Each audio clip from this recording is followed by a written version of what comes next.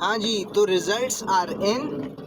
Results जो हैं वो आ गए। रिजल्ट्स तो नहीं कहेंगे, हाँ रिजल्ट्स इस सेंस में कहेंगे कि पूरी क्लास के रिजल्ट्स आ गए, लेकिन हमारा रिज़ल्ट जो है वो आ गया है उसका कॉर्पोरेट स्ट्रेटजी का, जिससे जो है आप मैंने पिछली जो है ना बहुत वीडियोस के अंदर आपसे बोला था कि यार आई एम नॉट श्योर क्या होगा, क्योंकि लिखकर बहुत कुछ आया हूँ लेकिन श्योर नहीं हूँ कि किस तरीके से वो होगा।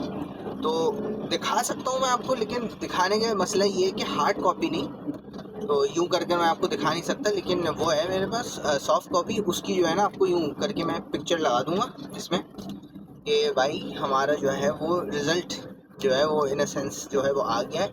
और जो शक था, शक जो है मैंने बोला था ना मुझे शक है कुछ, मैंने भंड मारे हैं और वो शक जो है मेरा सही साबित हुआ है।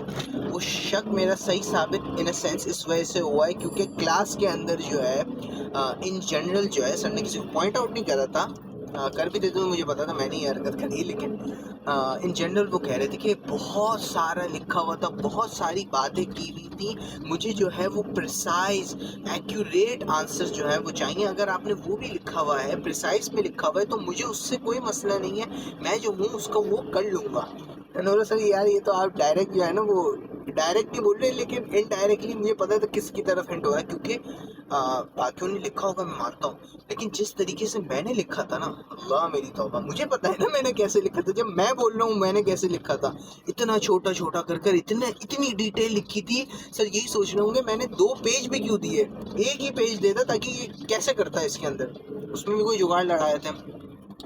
बट ये है कि जिस तरीके से एक्सपेक्ट कर रहा था उस तरीके से ही हुआ है, मतलब रिजल्ट्स उस तरीके से ही आया है हम कह सकते हैं इन सेंस, क्योंकि पता है सबसे बड़ा मसला क्या होता है ओपन बुक एग्जाम्स के अंदर।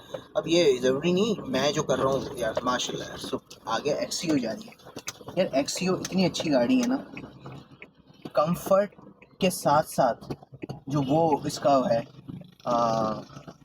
हाइब्रिड, यार ये चीज़ जो है ना इसको मतलब बहुत मेरी नज़र में बहुत खूबसूरत गाड़ी है। अच्छा हुआ ये था कि हमारे पास जो है ना वो, बल्कि ये बात जो है ना वो अगली दफ़ा की रखते हैं, अभी हम अपनी टॉपिक से फिर डाइवर्ट कर रहे हैं। आपको पता है मेरी आदत है अपने टॉपिक से डाइवर्ट होने की, तो टॉपिक से मैं डाइवर्ट ना होते हुए ये करते हैं कि मुझे पता था रिजल्ट जो है वो ऐसा आना है। और ओपन बुक एग्जाम्स के सबसे बड़ा इशू आपको पता है क्या होता है, ओपन बुक एग्जाम्स का सबसे बड़ा इशू ये होता है कि it is highly dependent on the understanding of the reader. Reader इस केस के अंदर कौन है, रीडर इस केस के अंदर हमारे हैं उस्ताद, हमारे टीचर, हमारे इंस्ट्रक्टर। चलो भाई अल्लाह माफ़ करे, ऐसा लग रहा है जहाँ मैं जा रहा हूँ एक्सीडेंट हो रहा है, अभी रिक्शा वाले जो है वो बाइक से टकराया है। I am hazardous for the society. महाराज बात हमारी वो हो रही है, ओपन बुक एग्जाम्स के अंदर इशू ये होता है कि अगर आपने अपनी बात जो आप दिमाग के अंदर समझ रहे हो कि यार मुझे इस तरीके से लगता है, मुझे लगता है कि ये बेहतर तरीका है और इस तरीके से काम होता है, मेरी ये अंडरस्टैंडिंग है, आपने जो सवाल पूछा उसकी, और फिर जब आप जवाब उसको लिख रहे होते हो तो आप इस अंदाज से लिख रहे होते हो कि जो आपने समझा है। अब इसके अंदर यही होता है ना, आपने कुछ समझा है, अब आपकी जिम्मेदारी ये है कि जो सॉरी नया गड्ढा हो गया, ये पहले नहीं था लेकिन अब हो गया है, तो आपकी जो अंडरस्टैंडिंग है आप उस हिसाब से कोशिश करते हो कि जो रीडर है वो समझे।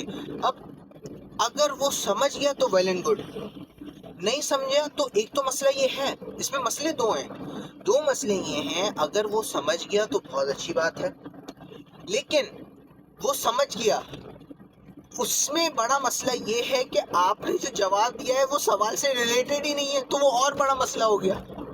एक तो चलो बहस ये थी ना कि चलो वो समझा ही नहीं, उसने जो है ना जनरल मार्क्स आपको दे दिए कि अच्छा ये अगर ये कह रहा है तो हाँ हो सकता है इसने जो है ना ऐसा कुछ समझा हो, इसने इस रिलेशन इस टॉपिक से रिलेटेड जो है ना इसने इस वजह से ये बात कह दी, या मुझे लग रहा है कि इसके बाद थोड़ा आइडिया है, इतना क्लियर आइडिया नहीं वगैरह कर कर कर जो है ना कुछ ना कुछ कर कर जो है ना आपको इन अ सेंस मार्क्स जो है वो दे देता है।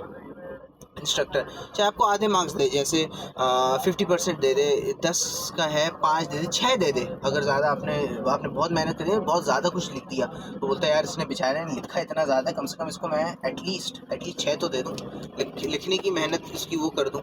कुछ इंस्ट्रक्शंस होते हैं जिन्होंने लिखा ही कम होता है, वो बोलते हैं मैं तुझे क्या मार्क्स दूँ, मतलब आप जब बहस करने जाते हो ना टीचरों से कि यार सर मार्क्स बढ़ा दें, वो बोलते तुमने लिखा ही इतना सा, मैं क्या इस पर मार्क्स पढ़ूँ। वहीं आपने जो है थोड़ी लंबी लंबी चीज़ें लिखी होती हैं, बोलते हैं चलो इसके बेसिस पे मार्क्स दे देते हैं, तो ठीक है। एक मसला ये, अगर उसके समझ नहीं आया है ना, वो इन जनरल आपको मार्क्स देता है कि हाँ थोड़ा बहुत डोमेन में वो इधर लाए कर रहा है वगैरह। अगर वो समझ गया इंस्ट्रक्टर कि इसने जो ये लिखा हुआ है, और अगर आपने सही नहीं लिखा तो उल्टी सबसे बड़ी मुसीबत और मुश्किल आपके लिए खड़ी हो गई, क्योंकि अगर वो समझा नहीं है तो उल्लू बनाया जा सकता है, उससे बहस की जा सकती है। अगर वो समझ गया है तो वो वाला हिसाब हो सकता है कि उसने पूछा है 2 + 2, आंसर है 4, आपने लिख दिया 4.5। नहीं, तो ये दो धारी तलवार है जो हम कहते हैं ना, दो धारी तलवार है ये, जो आपको भी नुकसान पहुंचा सकती है, और इंस्ट्रक्टर का तो इसमें क्या ही जा रहा है, उसे क्या मसला है, आप रिपीट करो ना रिपीट करो, आप निकल जाओ, उसका क्या जा रहा है। तो इस वजह से ये जो है ना बड़ी सोच समझ कर खेलनी पड़ती है। तो अगेन एक गलती जो है वो होती है कि सवाल समझें और फिर करें। बहरहाल जिस तरीके से करा था उस तरीके से ही आए हैं, 20 में से जो है वो हमारे 15 आए हैं। और हाँ, ओपन बुक के अंदर एक चीज़ और, इसके साथ साथ मैं समझाते हुए बोल गया कि इसके अंदर जो है ना मार्क्स के इतना वो नहीं होता। जैसे आपको पता है ना, एक ही सब्जेक्ट है जिसके अंदर आपके फुल आ सकते हैं, और वो होता है मैथ्स। मतलब ये मैथ्स से रिलेटेड कोई सब्जेक्ट हो गया, जैसे डिफरेंशियल इक्वेशन हो गया, कैलकुलस का सब्जेक्ट हो गया, इस तरीके से जो मैथ्स के रिलेटेड होते हैं ना, जिसमें कोई रीजनिंग आपको पेश नहीं करनी पड़ती, जिसमें कोई वजह नहीं आपको पेश करनी पड़ती, जिसमें सिर्फ फैक्ट्स होते हैं, उसमें आपके जो है फुल आ सकते हैं। क्यों? क्योंकि 2 + 2 क्या है, हमें पता है 4 है, दुनिया को पता है 4 है। अगर 4.1 भी लिख दिया फेल, मतलब फेल इन सेंस नहीं, आपके मार्क्स कट जाएंगे। 4.1 भी लिख दिया तो मार्क्स कट जाएंगे। उसी जगह अगर मैं आपसे बोलूं कि वेल्श की और जनरल इलेक्ट्रिक ने ज़्यादा फ़ायदा वेल्श के दौर में उठाया या इमेल्ट के दौर में, दोनों सीईओज थे, वेल्श के बाद आया था इमेल्ट। तो अब ये सब्जेक्टिव आंसर है। मुझे लगता है कि वेल्श के दौर में ज़्यादा फ़ायदा था, आपको लगता है इमेल्ट के दौर में ज़्यादा फ़ायदा था। आपने कुछ वजूहत पेश करी, मैंने कुछ वजूहत पेश करी, दोनों अपने उसके अंदर ठीक है। तो इसके अंदर जो है ना वो रीजन होता है आपके पास, इसमें कोई फैक्ट नहीं है, इसमें ओपिनियंस है। और याद रखिएगा हमेशा ओपिनियंस के ऊपर जो है ना एब्सोल्यूट मार्किंग नहीं हो सकती। तो ये था हमारा, हम खुश भी हुए भाई चलो मार्क्स आ गए, लेकिन एक तरीके से हमें पता भी था इतने ही मार्क्स आएंगे, क्योंकि ऐसे ही होता है इनकी मार्किंग स्ट्रेटजी।